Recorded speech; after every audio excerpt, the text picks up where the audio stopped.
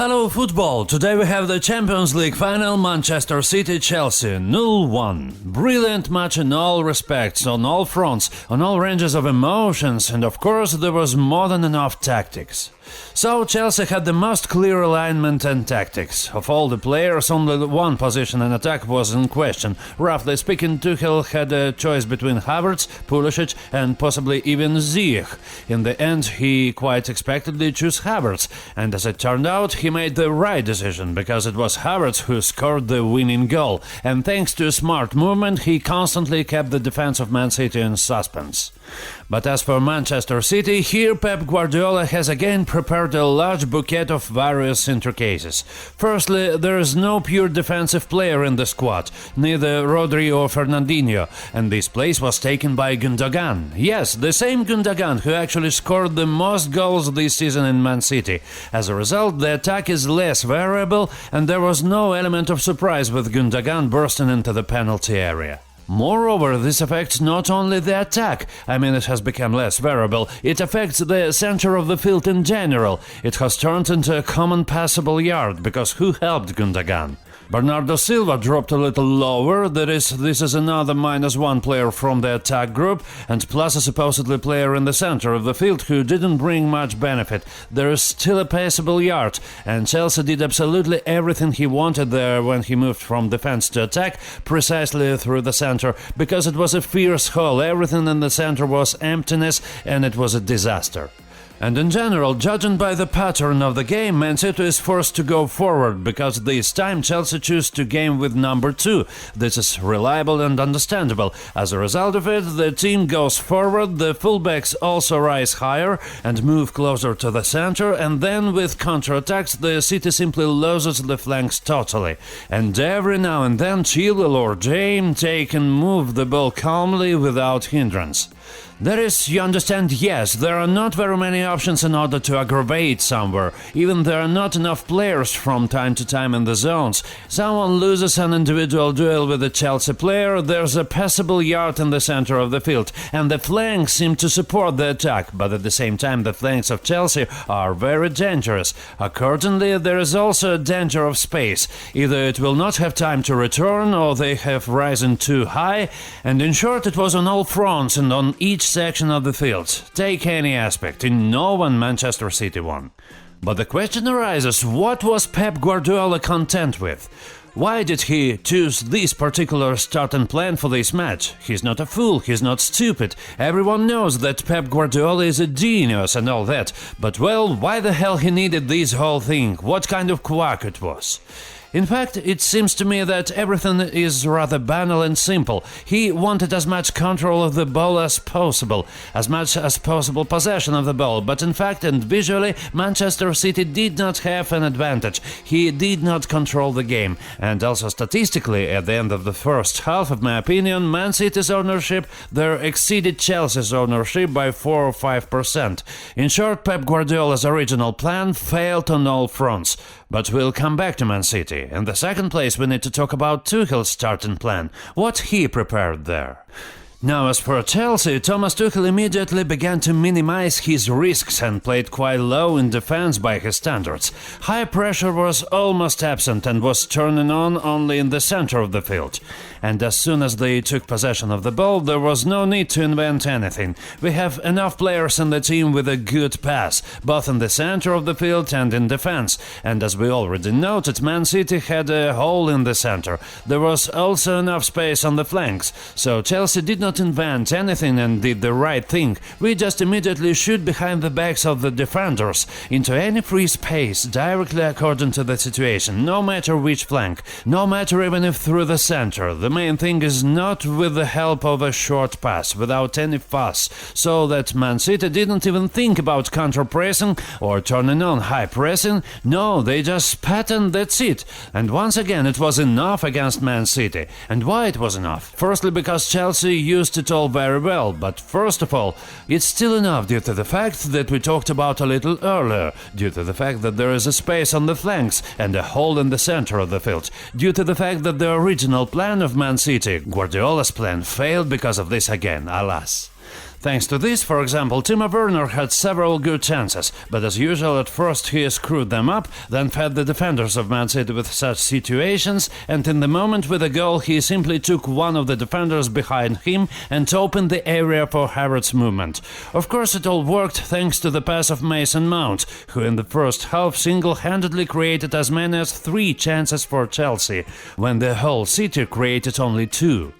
Also, the role of N'Golo Kante is very important here, and honestly, he never ceased to amaze me. I am amazed at his skills, how much he has grown in terms of variability, and how incredible he is. I really have no words, because, for example, remember in the match against Real Madrid, or the recent cup matches against Man City, he played a slightly different role. He could not be called a defensive player, he was a dude from the center of the field, who breaks the half plank, who connects forward, who takes the ball and drags. Even on dribbling he turns on the Messi mode, and so on. That is, he was as active as possible in front. But there was nothing of this, and it was not even necessary from N'Golo Kante, and this is surprising. That is, he plays a completely different role in one or another match, and here he plays a pure defensive player. His classic familiar role covers a lot of space, closes the support zone. In general, I'm talking about his adaptability from match to match. Moreover, in important matches against super scary and strong teams, it just amazes, and right now it attracts incredible attention to him. Now from all the media, analysts, fans and so on. But the most important thing is that it was thanks to Kevin De Bruyne was invisible, whose passing accuracy was only 67%, while he made only 1 pass under attack and never shot a goal. Roughly speaking, those numbers confirm that he was literally prevented from making decisions. In general, the whole point of Chelsea in this match was precisely to keep the structure in defense, in the center of the field, to put pressure in the center of the field, but it was far from the bus on the field, I'm telling you 100%. And when you focus on structure and you're confident in your team, the most important thing is that your players do not lose individual duels at all. Of course, one person will lose, it's okay, your structure still can hide it, but if it loses at least 2 or 3 players in positions, the whole structure will collapse and something will need to be changed. So here you need to be as sure as possible that each of the players will win his own duel, on the flanks, in the center and so on. In the center, as we have already noted, everything was so concrete that it's simply impossible to get through. Even N'Golo Kante could have been left alone there, and the Man City would not leave league there, so they had to go with the help of the flanks. Perhaps, by the way, that's why Pep Guardiola, realizing that such an alignment is likely to await us, he released Sterling and Mahrez on the flanks. That is, they're individually incredibly strong players, and from the point of view of individual skills, they can break anybody. But not today. James, who was just playing against Sterling, missed him a couple of times during the match. The rest of the time Raheem remained in his pocket. James has a whopping 7 tackles when the whole Man City has a total of 8. On the other flank, Jude Law, the same Ben Chilwell, who played such a match that it seems to me he will never repeat it in his life, because the same Ben Chilwell, the same Riyad Mahrez, they had a confrontation here, literally, last season, when Man City played against Leicester, for example, and remember what the picture was, purely the same individual duel, but Mahrez literally destroyed and humiliated Ben Chilwell on his flank, because first of all, the structure was different, and the team was different. There was Leicester, there was a structure of 4 defenders, but here the structure is different, and here's a completely different atmosphere, here's a different dedication, there's a different charge and energy rushing from Ben Chilwell, so he played such a crazy match that Mahrez is also in fact did nothing dangerous. In general, both flanks in both these individual duels, Chelsea simply tore them apart. And the most amazing thing is that even after losing the leader and mentor in defense in the person of Thiago Silva, the defense did not suffer anyway, although it would seem that the middle peasant Christensen came out, who himself probably didn't expect to be able to play so cool, and still he came out and fit in like a cast. Well, Rudiger and Azpilicueta are understandable. They are just samples of reliability and confidence. They were also in such a wild state of control throughout the match that it seems to me that nothing could bother them. Put any footballer next to them, they would have closed everything anyway, covered and ate. And the only one in Chelsea who did not really convince, this is probably Jorginho, because he needed to act much more at a faster pace, think faster, make decisions faster, but he somehow hesitated the whole thing, somehow pulled as soon as the ball reached him all at once, as if the whole world was somehow fluffy and stood still. It was very lucky that Man City, at the moment when Jorginho received the ball, rudely took this ball away from him, that is, with a foul. Jorginho received the ball, and with a foul it was taken away and the ball returned to Chelsea. And if Man City had acted a little more calmly, and for example would have taken it normally a couple of times without a foul, it was from Jorginho, I think there would have been at least some kind of fierce ending maneuver or such a good dangerous moment. At least half the moment would definitely have arisen. Well, it's good that Man City was acting too aggressively towards Jorginho.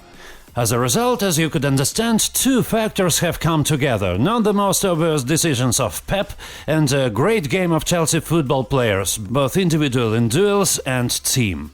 In the second half, Pep himself admits his mistakes and makes substitutions to correct them, and plus Kevin De Bruyne is injured.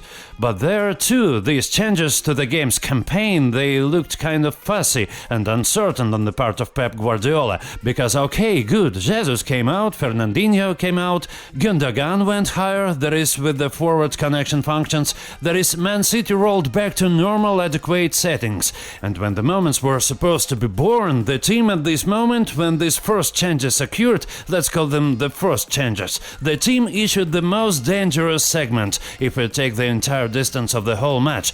Here it gave out the most dangerous segment. But then Pep Guardiola releases Aguero. It already turns out two forwards. Gundogan sinks a little deeper and the team turns into something incomprehensible. Who performs these functions is also incomprehensible. In the center it seems to be unreliable, but with not particularly clear functions. Then why did Gundogan go down there? In short, everything was too sophisticated. In general, from the moment when Pep Guardiola seemed to have made the right decision until the moment when Pep Guardiola made the wrong decision, Aguero has already released. I repeat, too little time has passed. He gave the team too little time for it to give birth at some point, to create it at some point, although it already smelled of something. Something was about to be, whereas something to leak, but alas. Therefore, I repeat, changes in the course of the game also lost to Pep Guardiola in this aspect. Now the question arises, how could theoretically increase the chances of winning for Pep Guardiola? Firstly, initially it was worth abandoning De Bruyne and Sterling in the starting lineup and using the variant of Man City that we saw this winter. That is a pure defensive midfielder Fernandinho. I'm sure he would have gnawed everything in the support like Kante and Chelsea. Gundogan and his style would connect to attacks, and for make a balance in the center, you can release Silva in front of Foden, Jesus and Mahrez. This option would be ideal as a starting lineup, well, at least it seems to us, because here's the center of the field, well, it's really more reliable, and there will be at least some options ahead, I mean the variety of creating chances. And then, of course, ones need to decide according to the circumstances. Conditionally, if suddenly we score first, well, great, then Chelsea will go forward, the flanks will move forward, James will go forward, you can release Sterling just against James. That is, James will go forward and on the flank there will be space. So it will be possible to use this and somewhere to pick up a counter-attack, relatively speaking, if we simplify. If, for example, it is impossible to create, if there is little creativity, or if we miss, you can release Kevin De Bruyne, and in this case it will be much easier for him to join the game, since if you compare his actions that he performed in this match, he was released in the starting lineup, that is, he was immediately covered up, Kante ate him, the structure ate Chelsea, and so on, that is, they were ready for him. And if he came out during the match, then Chelsea would have to decide on the go who will close, and so on. It would have passed him, and while they were passing him, he might have given a couple of key passes there, so I think such an option would be a little more interesting.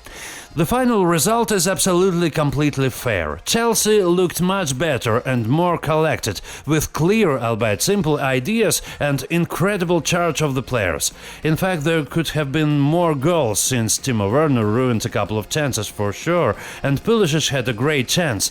So if the score was 0-3, I wouldn't be surprised.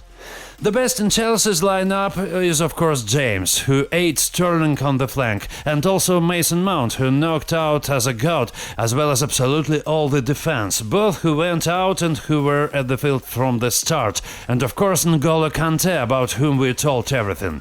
The worst I would call Jorginho, because I repeat, in such a game when Chelsea had to think too quickly, make decisions quickly direct the ball forward, as vertically forward, Jorginho somehow slowed everything down, and I didn't like it with him.